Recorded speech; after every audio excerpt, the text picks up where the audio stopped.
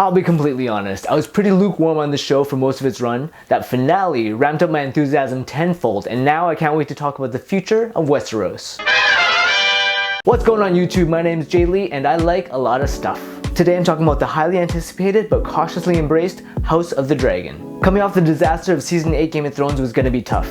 Like the rest of the world, I regarded those original 6 seasons some of the best TV I'd ever watched. But with the last 2 seasons barely giving us the cold notes of the whole story, it quickly became a show I never wanted to revisit. When House of the Dragon was announced, I was extremely ho-hum about it. Like, I get it, it's still an important IP and will probably generate a lot of viewership for HBO, but I still didn't expect to get this into it. House of the Dragon Season 1 is very much a slow burn season. Being the first show in a purported 4-season run, it kinda has to be. It's setting up the landscape and establishing rules and characters leading to a complex, layered, and fleshed out Game of Thrones. This show has a bit of an uphill battle from the outset because not only is it doing damage control for its predecessor, but it's also reintroducing us to a world that's familiar but actually takes place 200 years before Game of Thrones. I thought it was very smart to begin the show by establishing that we are multiple generations predating Daenerys Targaryen. So we shouldn't go from GOT to Hot D expecting to see a young Ned Stark, Robert Baratheon, or even the Mad King. As a result, it's similar to Game of Thrones Season 1 in the sense that you're thrown into this world while scrambling to get familiar with the characters while understanding the connections and relationships. Even with the focal point on one house, the Targaryens primarily, there's lots of characters with a lot going on in House of the Dragon. What makes matters worse are the time jumps. Just as you're getting to know the actors, the recast of older versions of these characters is quite jarring and almost feels like a reset in terms of your general impressions of them. I felt this way in particular about Rhaenyra Targaryen.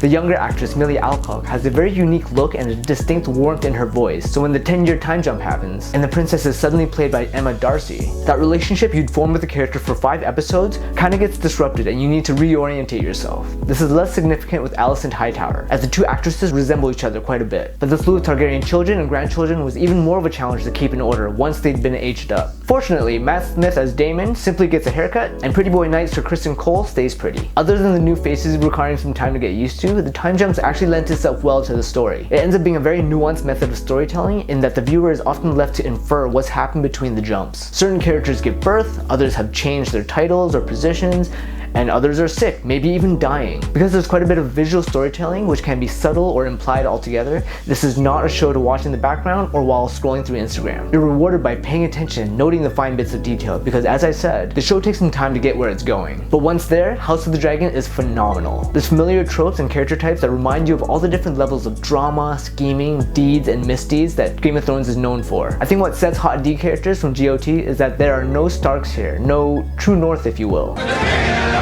Many of the characters do questionable things, so you're never sure if you want to get behind any of them. This may or may not change by the end of the season, but I wouldn't say it's a bad thing to not get attached to some of the characters in this world, because, you know.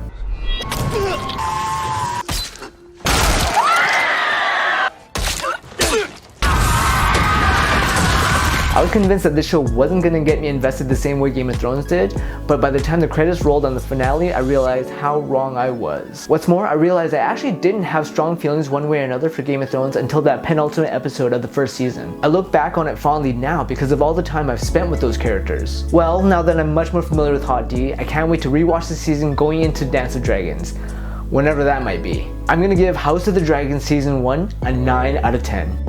I suspect the show is going to get better with subsequent viewings, but for now I think the finale elevates it that much more above the 7.5 or 8 I was initially leaning towards. Game of Thrones is back, baby! Until next time, I hope you come back soon to catch my thoughts on all the stuff I haven't talked about yet.